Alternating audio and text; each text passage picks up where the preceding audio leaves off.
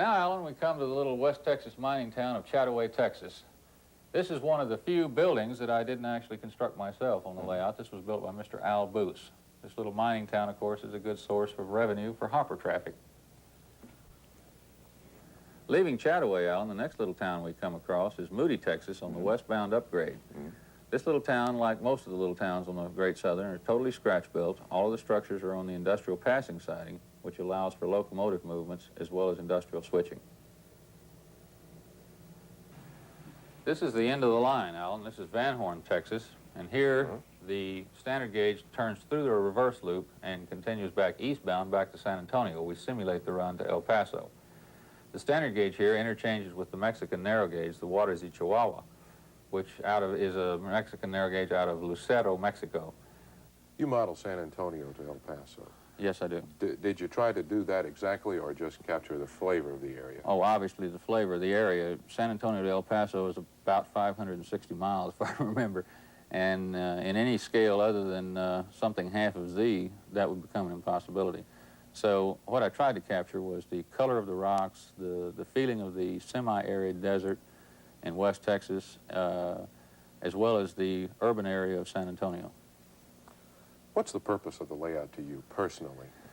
Personally, to me, it allowed me to create a dream world, a magic time machine that never was but could have been or should have been, and allowed me to relive my boyhood of the 50s, and hopefully will continue to allow me to relive my boyhood. And my dream was to someday depict that as I saw it at 10 and 12 years old, which is not necessarily accurate by any means. It's the way I saw it. That's what was so important to me. I don't remember particular rock formations being so many miles from Uvalde, Texas, or anything like that. That's nonsense. That was 20-something years ago. But what I do remember is the colorations, the way the sun looked when it was rising, the way it looked when it was setting, the way it looked at high noon, when the cicadas were chirping in the drowsy trees and the shade, and then the intense sunlight, almost a mid-eastern sunlight. You use quite a sophisticated electronic system for the railroad, computers also. Do you enjoy this particular aspect of the hobby? I enjoy electronics intensely. I find it a jigsaw puzzle that is a never-ending challenge. I hate wiring. I detest stringing cable. Tell me about the computers. You've got one for signals and one for waybills and power routing.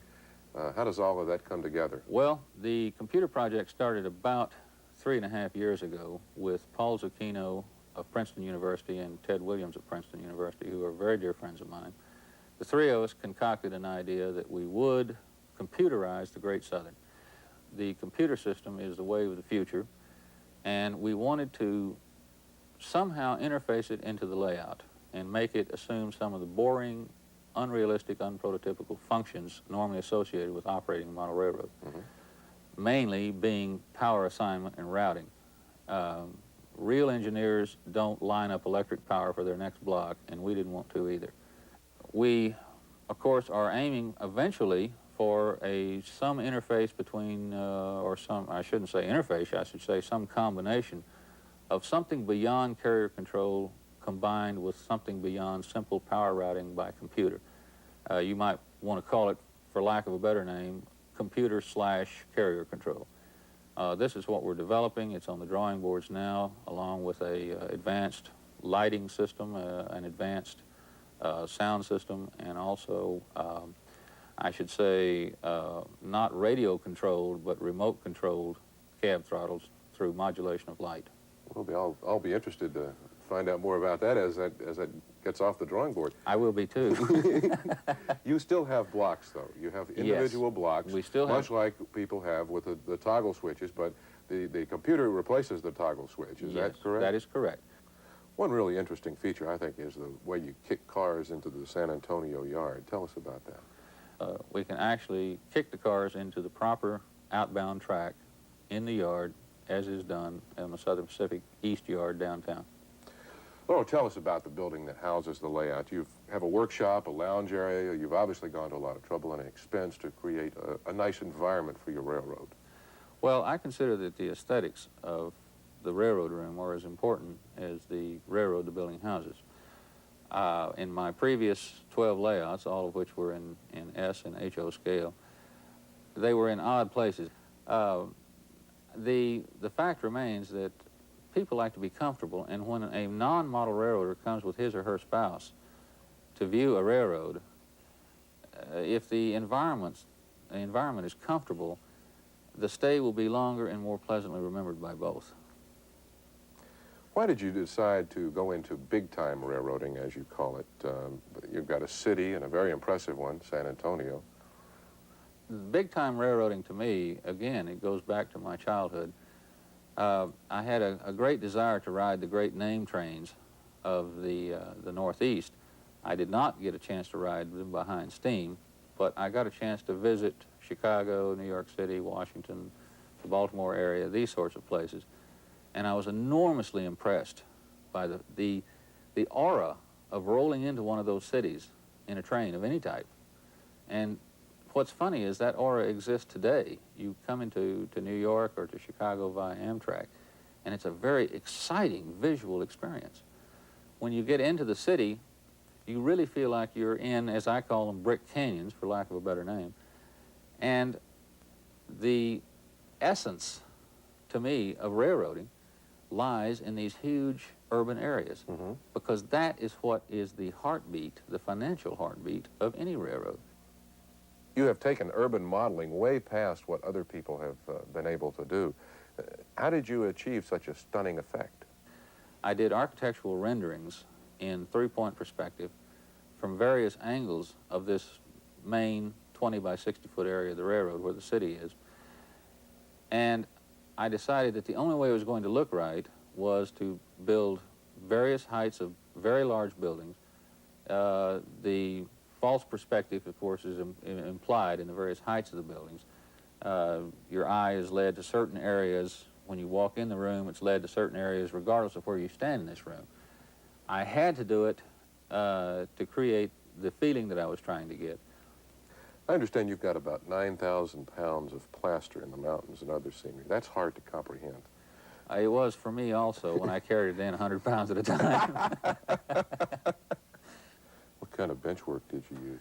Well, I more or less designed my own. I used residential type construction where I actually created a stud wall and then used what in a house would be the ceiling joist of 2x6s, which created the actual surface for the sub-road bed. Have you learned something from this railroad that you can share with the viewers? First of all, dedicate several years to the project if you want to build a big railroad. Consider that you're going to have to work whether you're well or sick if you want to finish it anywhere near on schedule. And consider that a big railroad like this, although it is a lot of trouble, a lot of expense, and a lot of planning, when it's near completion, as this one is one of the most satisfying objects in the hobby. This hobby is basically all about building a layout. Thanks for visiting my dream machine, Alan. It was my pleasure, Laurel. Thank you. So far, we've seen HO, HON3, and O scale. The next layout is equally as interesting. The detail is so extensive that it's hard to believe the Cumberland Valley system of Bill and Wayne Reed is N scale. It looks a lot bigger. Bill. Oh, hi, Alan. Hi. I have the feeling you're modeling a large area. Why is that? I think it's more an appearance than anything, being that this is in scale, why it can achieve a very large feeling.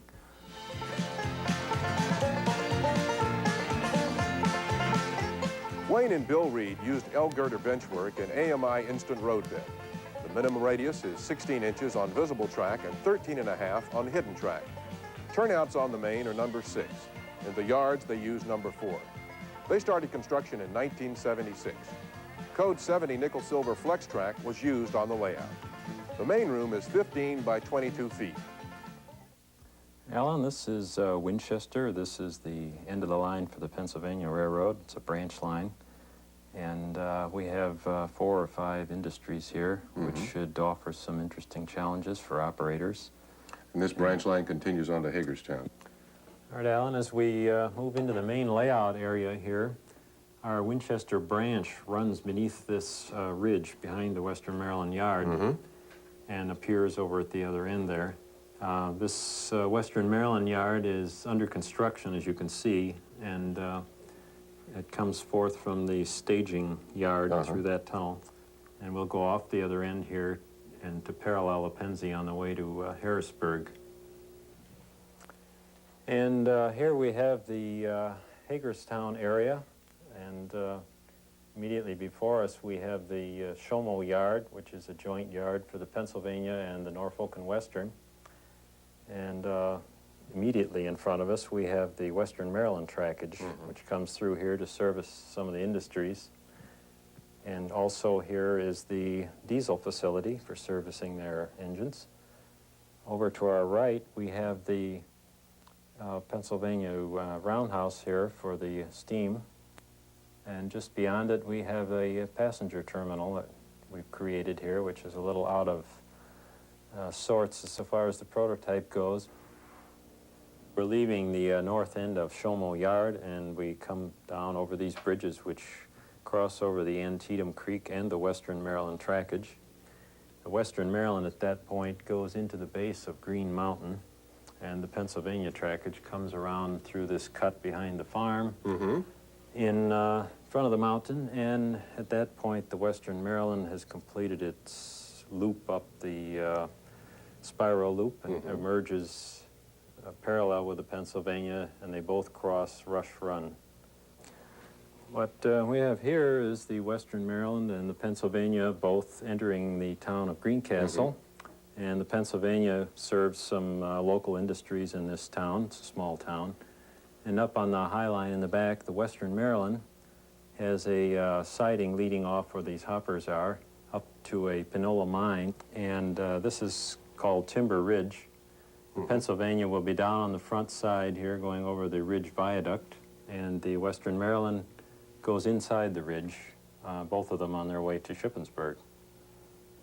The Pennsylvania and the Western Maryland come through Timber Ridge and into Shippensburg, or what will be Shippensburg. The Western Maryland crosses over the Pennsy at this point and goes on to Reading trackage.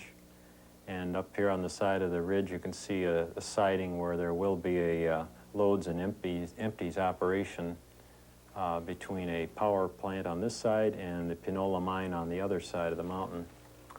And both railroads go off the visible layout at this point and into the staging area. Bill, you've got two railroads with trackage rights on the Cumberland Valley system. Was this hard to create a track plan for that? I don't know if it was difficult. It sort of evolved. It originally started as a single railroad and with an interchange with the other one, and then the interchange railroad grew until it became the second railroad. Which in reality is what the prototype is in the Cumberland Valley, two railroads paralleling each other. You also have connections, though, with other roads. Yes, we have connections with the Norfolk and Western at Hagerstown for the Pennsylvania Railroad, and we have connections with the Baltimore and Ohio with the Western Maryland, and also the Reading Railroad had trackage rights down both railroads through the Cumberland Valley. Provides a lot more variety in operations, a lot more possibilities for operation and interchange traffic. It's a bit of a challenge. Yeah. Because there's a lot of railroad to create here and two entirely separate systems. Where is the Cumberland Valley system supposed to be located? It's in the Cumberland Valley in the area between Hagerstown, Maryland and Harrisburg, Pennsylvania. Bill, how do you and your brother enjoy the layout? I think we're enjoying it more and more as time goes by. As the railroad becomes more completed and you see things growing before your eyes and the effects taking place that you envisioned earlier, it's a great sense of enjoyment. Bill, how did you construct the scenery on your railroad? It's primarily the old tried and true method of screen wire with plaster applied over the top of it, and of course the various scenic materials on top of that. We used a little bit of styrofoam in one area as an experimental thing. I used a variety of stains. I've tried acrylic paints, I've tried oil paints, and I've even tried Rit dye originally.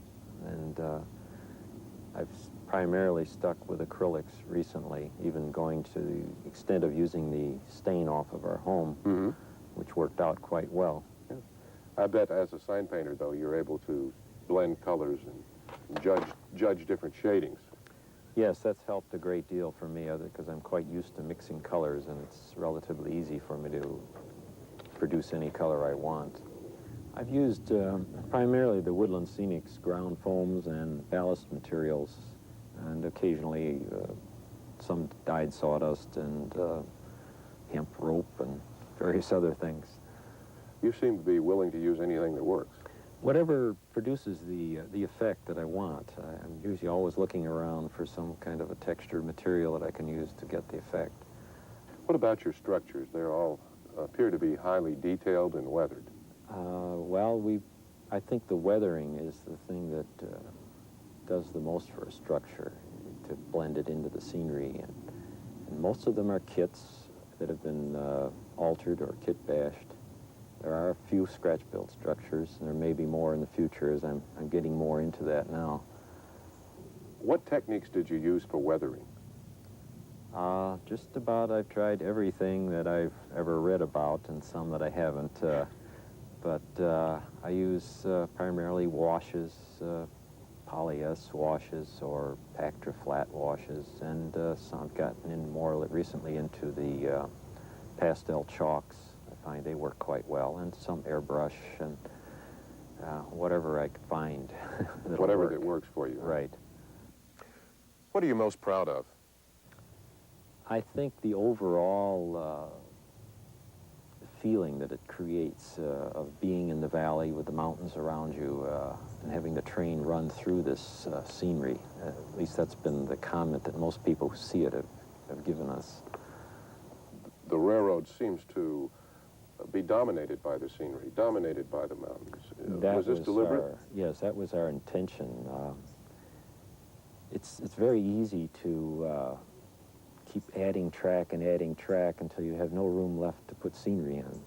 So we deliberately kept all of the concentrated trackage where it should be in the yards or in industrial areas, and out on the main line it's basically a single track main line running through a lot of scenery, which tends to diminish the trains.